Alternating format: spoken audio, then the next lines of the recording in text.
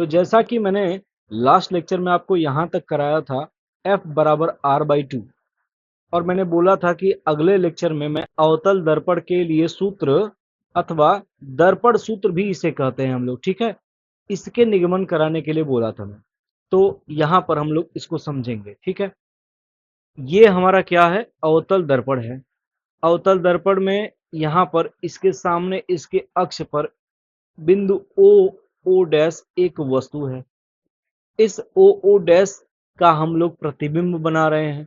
तो किसी वस्तु का प्रतिबिंब बनाने के लिए वस्तु के किसी एक टॉप मोस्ट बिंदु का प्रतिबिंब बना दीजिए, और किसी भी बिंदु का प्रतिबिंब बनाने के लिए उस बिंदु से चलकर दर्पण पर आपतित होने वाली और आपतन के पश्चात परावर्तित होकर एक दूसरे को मिलने वाली अथवा मिलती हुई प्रतीत होने वाली कम से कम दो किरणें चाहिए होती हैं, तभी उस बिंदु का प्रतिबिंब बन पाता है। तो ध्यान दीजिए, एक किरण यहां से चली है ऐसे मुख्य अक्ष के समांतर, और मुख्य अक्ष के समांतर चलने के कारण ये इसके फोकस से होकर के गुजरी है। दूसरी किरण यहां डायरेक्टली इसके वक्रता केंद्र से होकर के जा रही है, और ये वक्रता केंद्र से होकर के जाएगी तो ये सीधे वापस लौट आएगी, जिधर से जाएगी उधर से वापस लौट आएगी। ऐसा कैसे हो रहा है, तो देखिए, जिधर ये दूसरी किरण आपतित हो रही है, इस बिंदु पर हम लोग अभिलंब खींचेंगे। तो जैसा कि मैंने आपको अभी समझाया पिछले लेक्चर में, अभिलंब जानने के लिए क्या करते हैं, उसके वक्रता केंद्र को उसके आपतन बिंदु से मिला देते हैं, यही इसका अभिलंब हो जाता है। तो इस स्थिति में अभिलंब के साथ में इस आपतित किरण का कोण कितना है, 0 डिग्री है। इसीलिए इससे परावर्तित कोण भी 0 डिग्री कोण पर ही वापस आएगी। इसीलिए इस तरह से सी से गुजरने पर प्रकाश वापस इस तरह परावर्तित होकर के लौट आता है, ठीक है। तो पहली किरण ये वाली हो गई और दूसरी किरण ये वाली हो गई। अब दोनों परावर्तन के पश्चात एक दूसरे को यहां काट रहे हैं। इसी कटान बिंदु पर हमें इस ओ डैश का प्रतिबिंब आई डैश मिलता है, आई डैश, ठीक। अब इसका एक तरह से उल्टा प्रतिबिंब मिल रहा है, ठीक है। अगर ये ऐसे है तो इसका प्रतिबिंब ऐसे मिल रहा है, ठीक। अब वस्तु की दूरी को हम लोग स्मॉल यू से दिखाते हैं, और यहाँ चिन्ह परिपाटी का नियम लगा दिया गया है, इसीलिए इसे माइनस यू लिखा गया है। प्रतिबिंब की दूरी को माइनस वी से दर्शाया गया है, क्योंकि प्रतिबिंब किधर बन रहा है, माइनस एक्स अक्ष में बन रहा है, ठीक है। और इसके वक्रता त्रिज्या को भी माइनस आर लिखा है, क्योंकि ये भी इधर है, माइनस एक्स अक्ष में है, ठीक। अभी फिगर आपको समझ में आ गया है, तो अब हम लोग कैसे इसके निगमन को करेंगे वो समझते हैं। तो त्रिभुज ओ ओ डैश सी तथा ओ ओ डैश सी ये वाला तथा सी आई डैश यानी कि सी आई डैश ये वाला, ये दोनों समकोणिक हैं, एक तरह से समरूप हैं। तो क्या होगा, ओ ओ डैश ये वाले का अनुपात बटे में ये वाले का अनुपात बराबर होगा इस वाले का अनुपात बटे में इस वाले का अनुपात, यानी ओ ओ डैश बटे में आई डैश बराबर है सी ओ बटे में आई सी।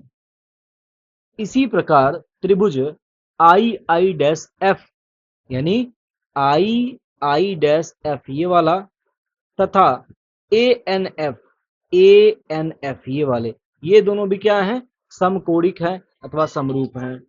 मुख्य अक्ष पर ए से खींचा गया लंब ए एन है, ये वाला लंब ए एन है। तो इस स्थिति में भी क्या होगा, ए एन बटे में आई डैश बराबर होगा एन एफ बटे में आई एफ के। तो N A upon I dash बराबर है N F upon F I के, ठीक। परंतु एन ए बराबर किसके है, ओ ओ डैश के है। एन ए ये वाला बराबर है ओ ओ डैश के, ये तो सीधे दिख रहा है क्योंकि ये समांतर है रेखा, ठीक। इसलिए क्या किया है, O O dash upon I I dash बराबर N F upon F I हो गया है, N F upon F I. यहाँ देखिए, ठीक है, क्योंकि ये ए एन बराबर है, तो ए एन किसके बराबर है, ओ ओ डैश के। ठीक, तो ये दोनों ही आपस में बराबर हो गए, यानी ये वाला और ये वाला दोनों बराबर हो गया, इसलिए हमने लिखा है ओ ओ डैश बराबर N F upon F I. तो समीकरण एक व दो से, एक ये है और दो ये है, ठीक, तो हम लोग क्या लिख सकते हैं, क्योंकि ये दोनों आपस में बराबर हैं, ओ ओ डैश और एन एफ एफ है, तो ये वाला भी आपस में बराबर होंगे। ठीक है, ये दोनों भी आपस में बराबर होंगे, इसलिए सी ओ अपन आई सी बराबर N F upon F I है। मान लिया कि बिंदु ए दर्पण के ध्रुव से बहुत समीप है, इसलिए एन एफ बराबर पी एफ होगा। मान लिया कि बिंदु ए, अब इसको बहुत यहाँ पर खिसका करके लाओगे तो ये एन बिंदु भी तो इधर खिसकेगा, यही चीज ये कह रहा है। एन एफ बराबर पी एफ है, तो एन एफ के जगह पी एफ यहाँ पर रख देंगे। ठीक है, तो अगला स्टेप मिल जाएगा, सी ओ अपन I C, C O upon I C बराबर एन एफ के जगह पी एफ आ गया अपन एफ आई। अब CO को हम लोग फिगर से PO माइनस PC लिख सकते हैं। फिगर देखिए यहाँ पर, CO इस दूरी को लिखना है तो P के रिस्पेक्ट में इतना, ठीक है, इस दूरी में से इतनी दूरी निकाल देंगे ये वाली, यानी PO माइनस PC, PO में से यहाँ PC को निकाल दिया जाएगा तो OC मिल जाएगा। ठीक है, इसीलिए यहाँ पर PO माइनस PC लिखा है।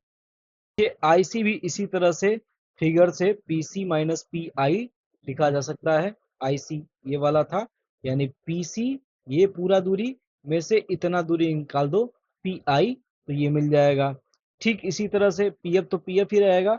एफ आई को हम लोग क्या लिख सकते हैं, एफ आई ये वाला, ये बराबर होगा P I minus P F, ये वाली दूरी निकाल दो इतना। ठीक है, इतनी दूरी इसमें से पूरे में से निकाल दोगे, इस पूरे में से, तो ये मिल जाएगा तुम्हें ये वाला। ठीक, ये करके अब हम लोग चिन्ह चिन्ह परिपाटी से जो भी मान था उसको रख देंगे। तो पीओ क्या था, माइनस यू था, और पीसी क्या था, माइनस आर था। इसी तरह पीसी यहाँ माइनस आर हो गया, पी आई क्या था हमारा, माइनस बी था। बाकी जो भी चिन्ह था उसको मैंने रख दिया। यहाँ पी एफ क्या था, वो माइनस एफ था, और यहाँ पी आई क्या था, माइनस वी है, पी एफ क्या है, माइनस एफ है। इन सबको यहाँ पर आप देख लेना। ठीक है, इस फिगर में देख लेना, चिन्ह परिपाटी अनुसार किसका क्या चिन्ह है वो आपको दिख जाएगा। ठीक, इसके बाद हम लोग इसको हल करेंगे, तो यहाँ पर ऊपर आर माइनस यू बचेगा, क्योंकि ये माइनस माइनस प्लस हो जाएगा, plus R minus U upon यहाँ माइनस माइनस प्लस वी हो जाएगा, V minus R equals to, इस माइनस को मैं कॉमन लेकर के काट दूंगा, या फिर दोनों में माइनस का मल्टीप्लाई कर दूंगा, तो माइनस से मल्टीप्लाई करने पर ये प्लस बन जाएगा, और माइनस से नीचे मल्टीप्लाई करेंगे तो ये माइनस वी प्लस वी हो जाएगा, और ये माइनस में माइनस मल्टीप्लाई होगा तो वो प्लस तो बनेगा, लेकिन अंदर माइनस एफ है, इसीलिए v माइनस एफ होगा। अब हम क्या करेंगे, इसमें r बराबर 2f रख देंगे, तो इस r को 2f से रिप्लेस कर देंगे दोनों में, तो दोनों में रिप्लेस करेंगे जब, और उसके बाद क्या करेंगे, मल्टीप्लाई करेंगे, तो यहाँ देखिए इस r के जगह क्या हो गया, 2f हो गया, तो 2f माइनस यू, इसमें मल्टीप्लाई कौन सा हो रहा है, v माइनस एफ, तो यहाँ पर v माइनस एफ से मल्टीप्लाई हो जाएगा, और यहाँ पर f into V minus R है, और r की जगह क्या रख देना है, 2f रख देना है, इसीलिए f into V minus 2f से मल्टीप्लाई हो गया। अब यहाँ मल्टीप्लाई करेंगे तो इस साइड वाला हमने मल्टीप्लाई करके इधर लिख दिया है, यानी एफ वी, तो एफ वी आ गया, और minus two F square, minus two F square इधर आ गया, और इधर का जो मल्टीप्लाई किया है मैंने उसको यहाँ पर रख दिया है। अब आराम से मल्टीप्लाई कर लेना और देख लेना, और उसके बाद में देखेंगे तो इधर से minus two F square cancel out हो जाएगा, और उसके बाद में यहाँ एफ वी बचा है, ये एफ वी इधर जाएगा तो माइनस एफ वी हो जाएगा, और टू एफ वी में से घटेगा तो वन एफ वी, यानी वो एफ वी बच जाएगा, और ये माइनस यू वी ये दूसरे साइड चला जाएगा, तो इसीलिए हमें मिलेगा क्या, यू वी एक साइड आ जाएगा, क्योंकि इधर कुछ नहीं बचा ना, क्योंकि एफ बी को हम लोग इधर ले गए, इससे घट गया, और इधर माइनस यू वी को हम लोग इधर ला रहे हैं, तो एक साइड में यू वी बच जाएगा, और दूसरे साइड में F B plus F U बचेगा। ठीक है, तो F B plus F U बराबर यू वी है। अब दोनों पक्षों में हम लोग क्या करेंगे, यू वी एफ से भाग दे देंगे, तो हमें ये सूत्र मिल जाएगा, वन अपॉन यू बराबर one upon U plus 1/v equals to 1/m। तो ये सूत्र जो हम क्लास 10th में पढ़ते आ रहे थे, ये इस तरह से तो ये सूत्र जो हम क्लास 10th में पढ़ते आ रहे थे, इस तरह से डिराइव हुआ है। ठीक है, ये इसका पूरा डेरिवेशन है, आप आराम से इसको कर लीजिएगा। अगली क्लास में हम लोग ये जो रेखीय आवर्धन है और इसके अलावा यहाँ गोलीय दर्पणों द्वारा प्रतिबिंब बनाना, यानी किरण आरेख से जो प्रतिबिंब बनता है, वैसे तो आप ये क्लास 10th में पढ़ चुके हैं। आप लोग बताइएगा क्या इसे मुझे पढ़ाना चाहिए या फिर स्किप करके मुझे डायरेक्टली आपका ये जो टॉपिक है प्रकाश का अपवर्तन, इस पर चलना चाहिए। ठीक है, वैसे मैं रेखीय आवर्धन अभी बता देता हूँ। रेखीय आवर्धन क्या है? किसी दर्पण द्वारा बने प्रतिबिंब की लंबाई, किसी दर्पण द्वारा बने प्रतिबिंब की लंबाई एवं वस्तु की लंबाई के अनुपात को रेखीय आवर्धन कहते हैं। इसे स्मॉल m से दर्शाते हैं। स्मॉल m बराबर क्या होता है? प्रतिबिंब की ऊंचाई अपॉन वस्तु की ऊंचाई। यहाँ बस आप एक फार्मूला याद रखिएगा, स्मॉल m बराबर एच आई, ठीक है, यानी हाइट ऑफ इमेज, प्रतिबिंब की ऊंचाई, अपॉन एच ओ यानी ऑब्जेक्ट की ऊंचाई, हाइट ऑफ ऑब्जेक्ट, ठीक है, वस्तु की ऊंचाई। हिंदी में जो प्रतिबिंब है उसकी अंग्रेजी होती है इमेज और वस्तु की अंग्रेजी होती है ऑब्जेक्ट, इसीलिए यहाँ पर एच आई और एच ओ इस्तेमाल किए जा रहे हैं। और ये बराबर होता है माइनस चिन्ह के साथ में v अपॉन यू के। ठीक है, तो ये पूरा सूत्र आप याद रखिएगा, इसका इस्तेमाल हम लोग क्वेश्चन सॉल्व करने के लिए करेंगे। अगले वीडियो में मैं इस चैप्टर से संबंधित कुछ एनसीईआरटी के प्रश्न, जैसा कि कमेंट में भी आया था, तो मैं उसको कराऊंगा। उसके बाद में मैं इसको स्किप कर रहा हूँ, ये आप खुद से पढ़ लीजिएगा। ठीक है, इसको तैयार कर लीजिएगा। और अगले लेक्चर में हम लोग प्रकाश का अपवर्तन इसको करेंगे। इस तरह से पूरा प्रकाश का परावर्तन खत्म हुआ। अब अगले लेक्चर से हम लोग प्रकाश का अपवर्तन इसको स्टार्ट करेंगे। ठीक।